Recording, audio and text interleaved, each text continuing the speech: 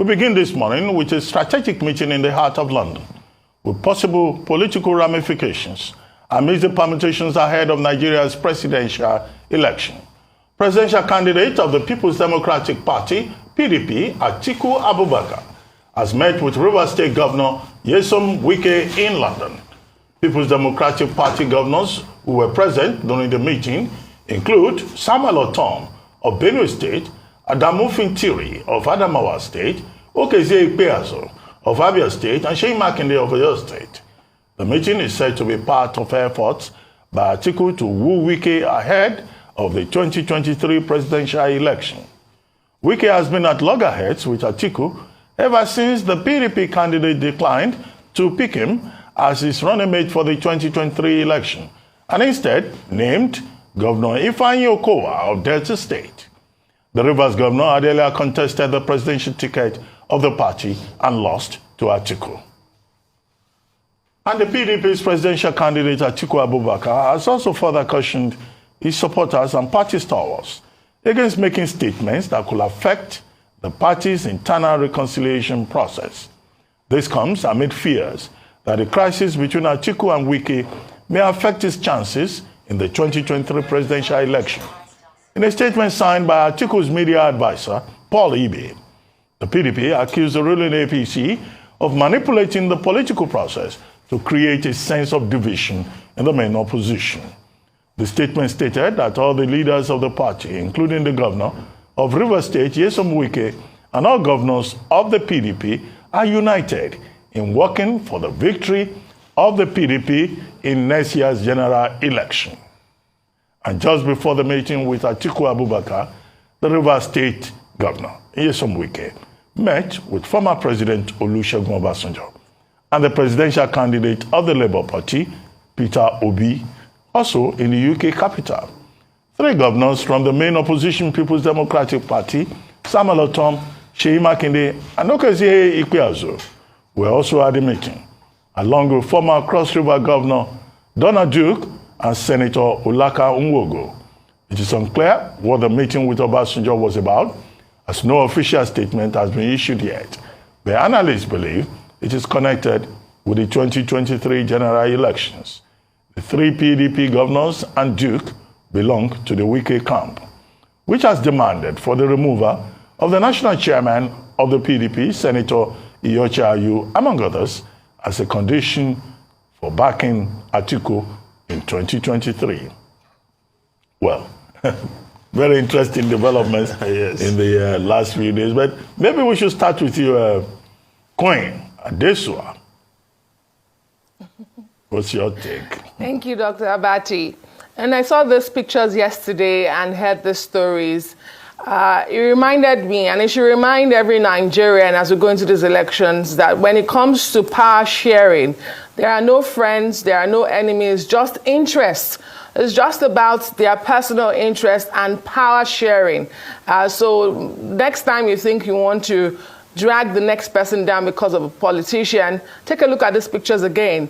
It's a cross-section of the hierarchy of political party members in Nigeria. And guess what? They're in London. But to the meeting, I'm sure those in the PDP are somewhat glad to see that this meeting is finally holding between Atiku and Wike. But is it Uhuru yet? I don't think so.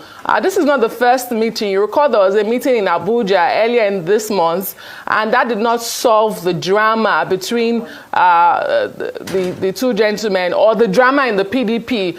Some will actually say that the drama is around Governor Wike himself. So we'll wait to see. There are no details of what really occurred at those meetings. But it's interesting times ahead, I must say.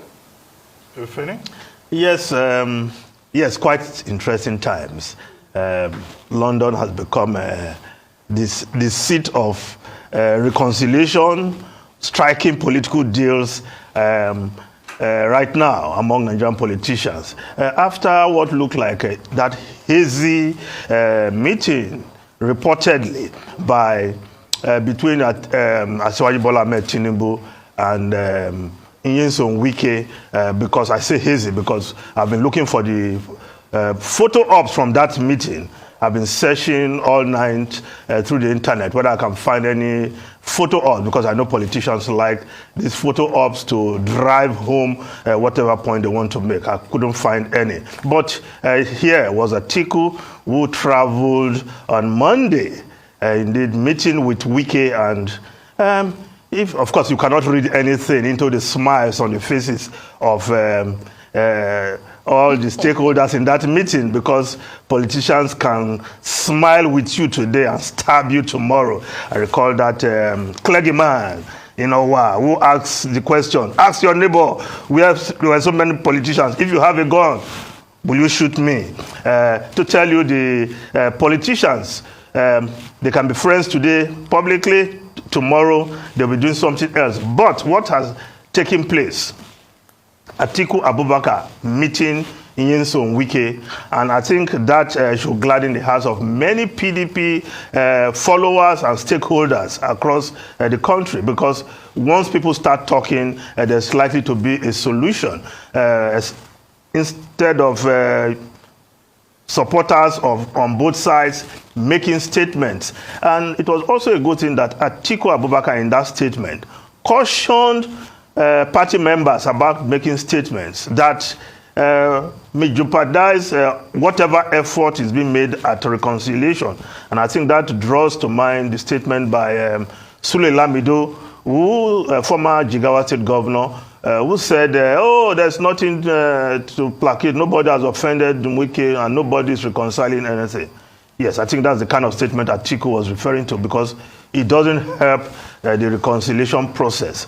But let's hope that at the end of it all, the PDP, because they are racing against time, September is just around the corner when the campaigns should begin in earnest. And here you have a PDP, no campaign DG, no campaign council inaugurated yet. And of course, to get Wike to buy into the Atiku campaign, I think is at the center of what is happening in London.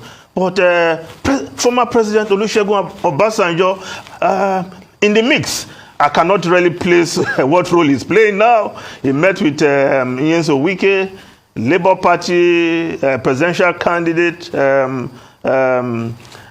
good friend, my good friend Peter Obi. Yes. And so what role is Obasanjo playing? Who is he supporting? Who is he rooting for? Well, I cannot make a guess right now, but I think in the fullness of time, Obasanjo, in his usual characteristic, will make a clear statement of what he thinks about the next president of Nigeria come 2023. Ruben. Okay, let me start from where you left off about the Obasanjo angle to these meetings in London. Well, there have been many speculations, but people are saying, at least in the Punch newspaper today, I'm quoting the Punch newspaper, that former President Olusegun Obasanjo is trying to push the Peter Obi agenda, and is trying to work on an alliance between Peter Obi and Nyesom Wike. That's the speculation in that newspaper today.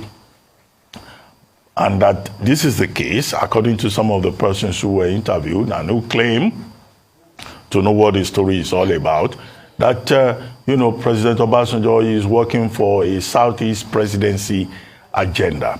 But, Chief Olusegun Obasanjo himself is capable enough of stating where he stands in the matter and what his choice is. But nobody should be surprised that he got involved in the meeting as an elder statesman who had declared publicly that he had retired from partisan politics. So that places him in a position to meet persons across the political aisle. But in that same report, some of the commentators said, well, they belong to the Wike camp, and they do not think that they will work with or for Peter Obi. One or two of them were quoted as saying that they would rather work for Asiwaju Bola Ahmed Tinubu. Considering the fact, you recall, that yesterday we said Alhaji Ibrahim Masari, the former vice presidential placeholder of the APC, has said that the meeting between Wike and Asiwaju Tinubu is true and real, and that Wike is going to work for the APC, even if it remains in the PDP. And we said also yesterday that efforts have been made by the PDP to try to hold on to Wike. Hence, we had that National Working Committee meeting called by Senator Yochi Ayu, and yesterday I stated some of the big indications of that meeting, including the fact that Ayu does not want to step aside, and that two efforts were made to show that the party is unified and that there is no division within the party. Now, on the back of that, we then have the story also about the presidential candidate of the PDP meeting finally with Nyesom Wike in London. Now, you recall that the party had set up a 14-man reconciliation committee. That 14-man reconciliation committee could not make any headway. There is a committee. That committee was led by by Fintiri, Governor Fintiri of Adamawa State. Yes, of Adamawa State, who was also at this meeting with Nyesom Wike and his allies in London. Now, we heard that that meeting ended in a deadlock because the demands from the Wike group, one, that Atiku can only do one term, and two, that Atiku Yochi Ayu must go. The other unstated demand in the papers was that Wike is asking that vice presidential the running mate should be dropped. That's Governor Ifeanyi Okowa of Delta State. So the meeting was deadlocked. Nothing came out of it. Now, in the papers today, there are reports that in London, that presidential candidate Atiku Abubakar of the PDP acceded to all the demands. We're still going to get more details on this, I believe. So what demands exactly did he concede to? Did he agree that he will do one term? Did he agree that he will work on Yochi Ayu leaving the party? Did he? What exactly were the agreements? We don't have those details. The only thing we have is the optics. And talking about the optics, that's a phrase from the statement issued on behalf of Atiku Abubakar by Paul Ibe, his spokesperson. And Paul Ibe was saying that, look, party members, stakeholders should desist from making statements that will give the impression that the party is divided, and statements that could jeopardize the ongoing reconciliation process. So clearly, I mean, that was Atiku Abubakar speaking through his spokesperson and saying that everybody should calm down. Okay, so I think if you look at it in terms of pragmatism, it makes sense for the PDP to quickly project the impression that there is nothing wrong in the party, that it is one family. Paul Ibe in the statement was even accusing the APC for putting out false narratives about division within the PDP. Okay, I guess that's a reaction to alleged meetings with the presidential candidate of the APC. So this, as I see it, are the details. But beyond that, a number of categorical statements. Number one, all these meetings that people are holding, yes, Adesua is very right in saying it's an indication that in politics there are no permanent enemies, no permanent friends, there are only permanent interests. Mm-hmm. And politicians can come up with anything, at any time trying to make peace with one another. That's one. The second point is the fact that this is no guarantee that there's still no problems within the PDP. It is no guarantee that there is already firm, concrete, tangible, touchable reconciliation between Wike camp and the Atiku camp. Nobody should put any big store with it and to it. And that is why Dele Farotimi in his book, Don't Die in Their War, has a very good point. Don't get carried away, with what politicians are doing. 3, why the choice of London? This is an indication of, for want of a better word, of a neo-colonial mentality. Any major meeting in Nigeria affecting Nigeria affairs, our leaders will jump into the aircraft and they are going to London. It's as if some people are genetically, umbilically tied to the imperial attachment, colonial attachment to London. It's as if they think better when they are somewhere on the streets of London. And maybe it's a psychological deficit. Let us go to London. Ruben, but there are other things they do in London. Yes, they also go there for medical checkup. They see their doctors while holding meetings also. Because we don't have, which is also hospitals, an indictment of the political class. That can do it here in Nigeria. So in terms of optics, it doesn't quite look good. All those meetings that they are holding, they could have had those meetings, at home. And as for those governors, from Seyi Makinde to Ikpeazu to Otom, and Wike himself, I hope they are paying from their pockets. I hope it's not the taxpayers of Oyo State and Benue State and Wike and River State that are paying for this junket to London to discuss personal issues, conflict of interest. They could have done this discussion here. They probably ordered the wine, ordered water, ordered this thing, and gave tips to the people that attended to them at the hotel where the meeting was held. Nigerians could have benefited from that, no matter how small. Enough of this junket over personal, issues all over the world. The other time they were in Spain.